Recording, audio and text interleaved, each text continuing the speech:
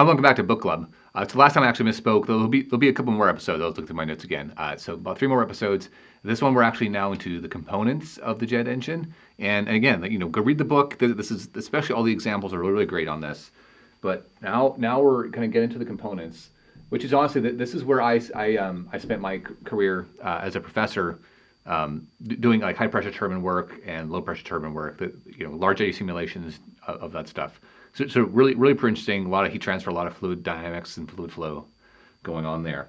And so this is kind of the basics of it. And this is I'll show this up. I'll bring it back up here in a second. But there's just so much happening. This is on a turbine blade in terms of the aerodynamics and the lift and the drag and then the cooling of it, and internal passages, external passages. So this is where I was as a professor, and really fun time. But to start off with, really this is rotating machinery, and so sort of the work done by the NDOT. This is CP delta T, or if you will, the change in enthalpy, and this is really going to be related to the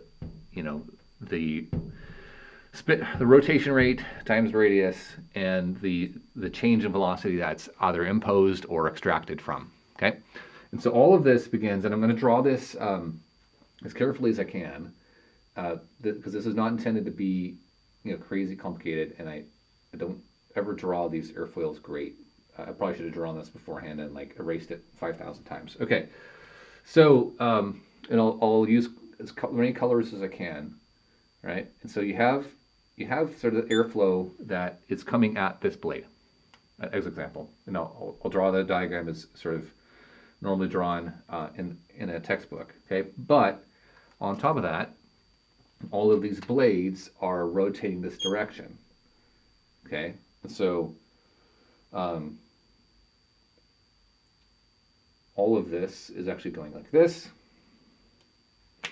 Okay, and so what you end up getting is that these two combine to look like that. Let me see if I can switch colors.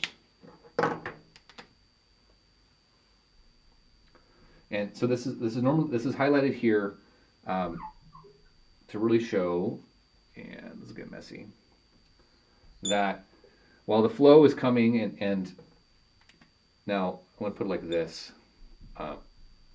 This is to exaggerate it. Okay. This is usually to exaggerate it, so that the flow might be coming with a little bit more of an angle up, but this is actually the relative. So on this blade, if you're sitting on this blade and it's going in this direction, this is what you're going to see. Okay, and what I intended to draw with this blade is that there is some angle of attack. If I get this right, there is some angle of attack here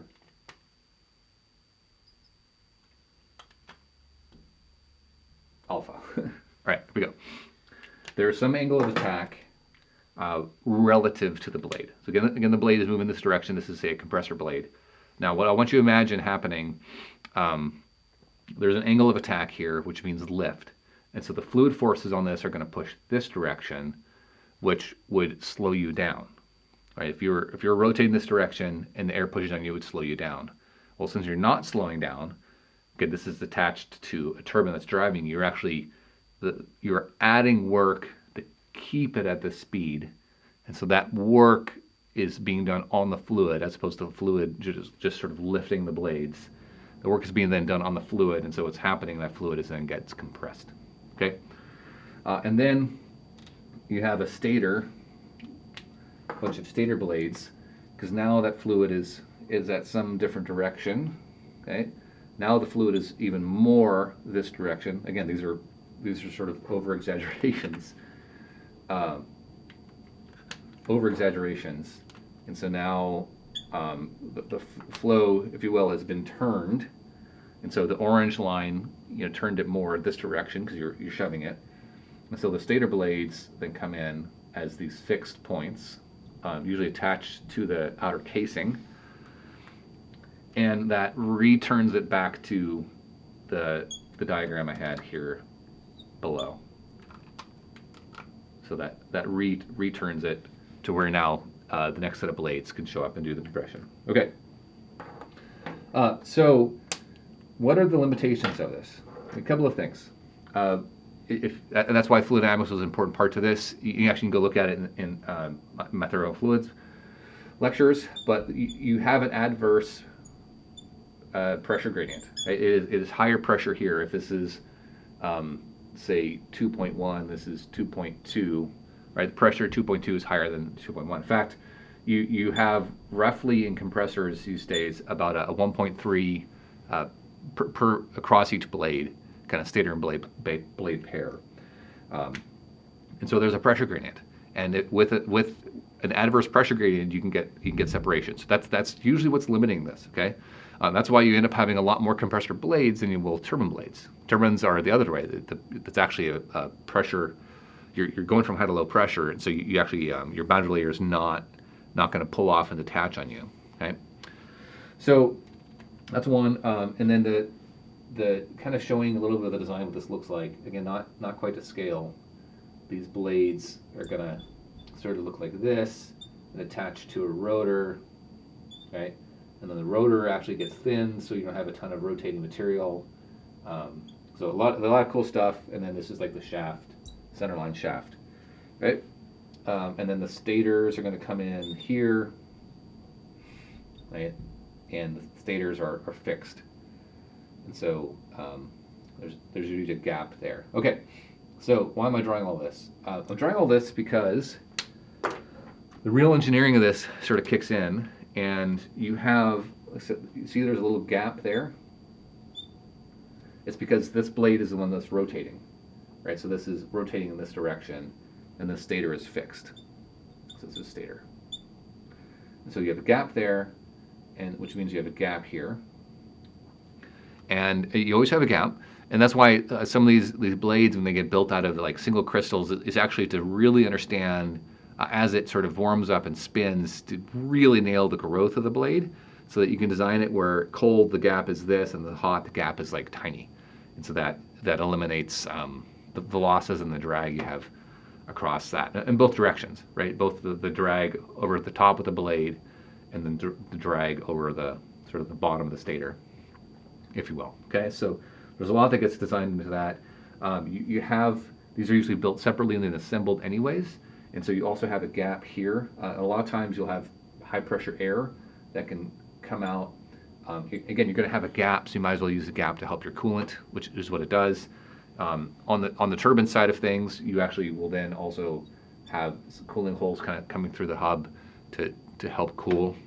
So anyways, that's why you can take a look at this. It just gets really, really complicated. That's why there's tons of engineering. And again, I mentioned the jet engine is one of the most fabulous designs ever done.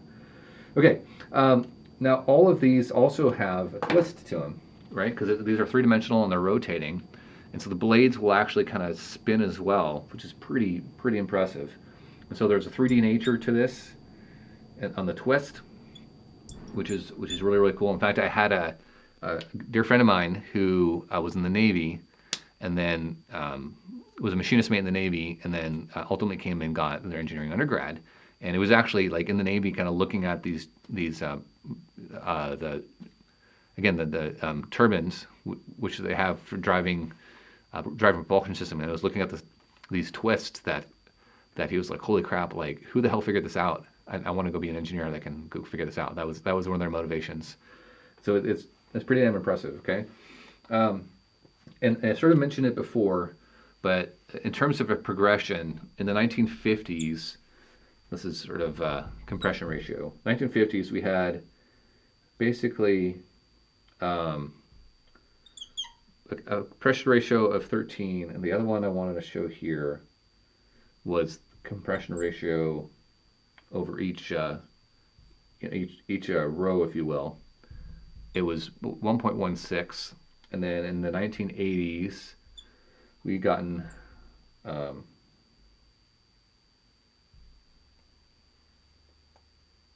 think that's 18.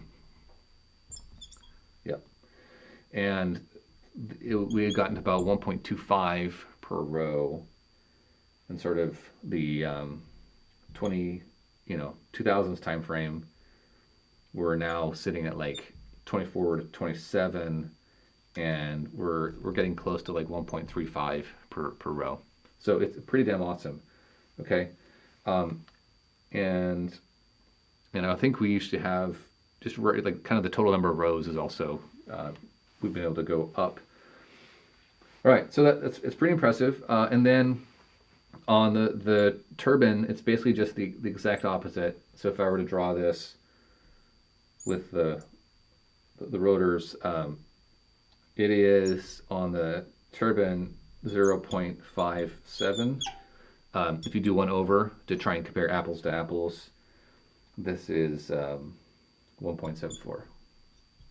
So again, 1.3 on the compressor, 1.74 on the turbine. But again, it's a pressure ratio, so it's the other way around. So there's a lot that then kind of goes into it. All right, so on the cooling, I mentioned some of this, and this is, again, the work I was doing as a professor. That's why it was amazing. But you have, again, if you can drive the temperature up, which is really, it's really that it allows your compression ratio to go higher. Again, the limitation of this compression ratio is the temperature on T4. It's the kind of sort of the compressor exit temperature, and then there's the combustor exit temperature onto the turbine blades. If you can drive those up, you can let your compression ratio go higher. And so there's a lot of external cooling, and so you see all the internal cooling passages, and then and turbulators to sort of like increase the heat transfer, and then have it come out. Now you can't just increase at will because it creates pressure drag. So there's really always this balance in sort of the thermal engineering design of designing the pressure drop in these channels, and augmenting the heat transfer. And so turbine cooling, man, it's pretty amazing what they've kind of gotten to. In fact, on the rocket world, it makes the rocket world look like a kind of junior varsity in terms of all of the cooling in terms of they do here. Now it's different. They've got sort of air they can pull from. We're sort of stuck to the fuels that we carry. So a little bit different world. But the other one is the engine life. I sort of mentioned it's temperature related, but what is that temperature limiting you on? It's actually the life. And so it was something like a 10-degree drop, and I forget if it was Fahrenheit or Celsius, turned into like a 10% decrease in the life of the engine, or something like it. It's a pretty wild number, right? Which is why engines and aircraft all have to have all of the inspection regimes and all this stuff too to just really help keep. You add these inspection set points so that you can actually run hotter, so that you can, because you're going to be able to catch it and kind of track the life of the engine. All right, other things that really drive things, bird strike. And I don't know if it's an old wives' tale, but or urban legend, however you want to call it. But there's sort of there was a story that one aircraft engine manufacturer was doing these bird strike tests and just kept blowing up their engines. And they call the other manufacturers like, hey, any tips here? And they're like, make sure you dethaw the turkeys. That's what they were. You toss a turkey in the blades, and then you do the bird strike. So I don't know if that's again, could be just an urban legend, but that's a lot. FOD, foreign object debris. Okay, I had a buddy that did a lot of work in jet engine stuff from sort of sand ingestion. So if you're we had you can go look at pictures of helicopters, military helicopters out in the desert, just sort of pulling in air, or like aircraft on a runway, like pulling up dust. The dust gets in, actually clogs up these holes, and so there's a lot of. It's not just the normal FOD you would think of like someone left a screw on the flight deck. Yeah, that'll rip an engine apart. But there's also even just things like dust particles or sand particles that can get in and gunk up the holes. Okay. There's corrosion. I mentioned these gaps are pretty important. So there's a level of corrosion where the gaps get big and your engine performance just dies. Like your compression ratio just starts falling, and so performance can drop there. There's all of the sort of bending and flutter. Okay, these are airfoils, and so there's all of the standard stalling, surging, fluttering that can happen on some of these. So it's really what it drives it. And honestly, it's starts and stops. There's sort of an old habit of tracking hours, like that means something. On a jet engine, hours don't mean anything. Like on a piston engine in an aircraft, yeah, because every time your piston is going bang, bang, bang, like that's a thermal cycle. That's a start and a stop on the piston. On rotating machinery like jet engine, it's the starts and stops that drive it. It's not usually the hours. Okay, now yes, hours like on creep, like on say a blade, yes, that would be hours, but it's for the most part it's the starts and stops in the jet engine that really drive life. Okay, and then it's the thermal stresses. It's thermal stress that really drives the low cycle fatigue. Okay, on these things, and then any kind of hard landing. Right. It's not just the aircraft structure on this. You have this big thing, this big rotating thing that goes ka-thunk, right? That there's all these bending loads. Back to like my little statement there on chapter 7, where it's like, and all the rest of the stuff, like bearings and then load structures, all that. Right? There's a lot that goes into that design. Okay. And then the last thing I'll sort of end with here, Jeremy mentioned metal matrix composites a couple of times, and ceramic matrix composites. So this is a plot, and my apologies for sort of writing over it. This is a plot of specific strength, which is like either the yield strength or the tensile strength. I actually couldn't figure out which one this plot was, but this is one of the more famous, one of the best plots I saw on the interwebs, divided by the density of the material. Okay, so a lot of times this is a notion of specific strength.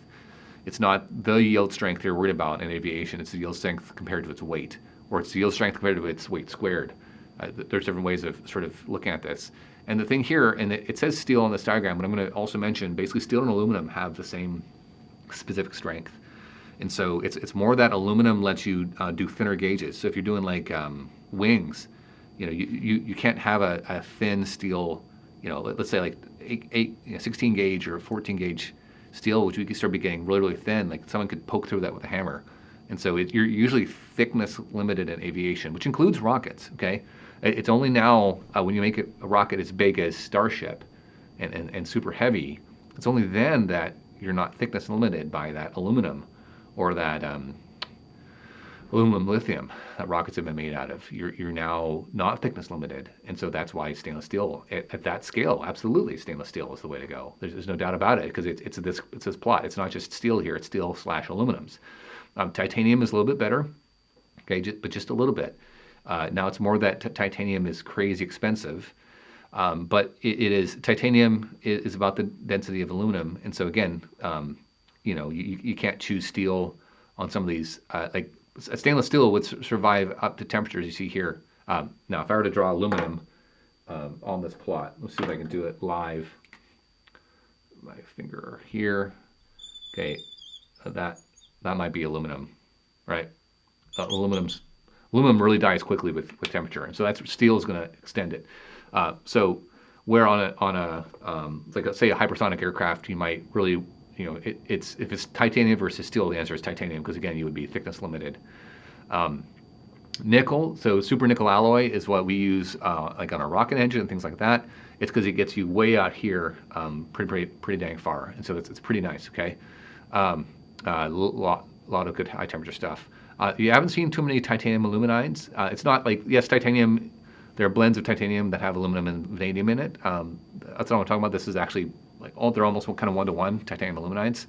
You don't see a ton of that. And then you have the titanium metal matrix composites, and this is some of the stuff that I was going to talk about. And this is PMC up here. This is polymer matrix composites. Again, some pretty cool stuff that people are starting to print with. I think that's what this diagram was from. I couldn't find the reference on this again. It was just one of those great pictures on the internet out there floating. And then ceramics matrix composites. Now they don't have a ton of strength, CMCs, but they're less brittle than regular ceramics. And so there's a lot of stuff that's sort of coming out. Some really advanced stuff you can do here. Again, materials is a world where there's just a ton of it's like witch's brew, right? It's a little bit like I was mentioning the rocket combustion world on the solid rocket motors. There's so much witch's brew, which just means we really haven't explored all the right combinations of this. So a lot going on there, and these are kind of what's driving your components. So a little bit of the basics on kind of the stators and rotors and the turbines. We'll actually do combustion next, so that's why I'm not talking about combustion here. And then what's really limiting the life is the starts and stops. Of course, you have thaw and burst strike and things like that, but it's really the starts and stops, and what's limiting the engines on these performances is really temperature, and that's why a lot of this you're getting some pretty advanced stuff now coming out these days. All right, we'll see you next time on the book club. Keep reading the book. See ya.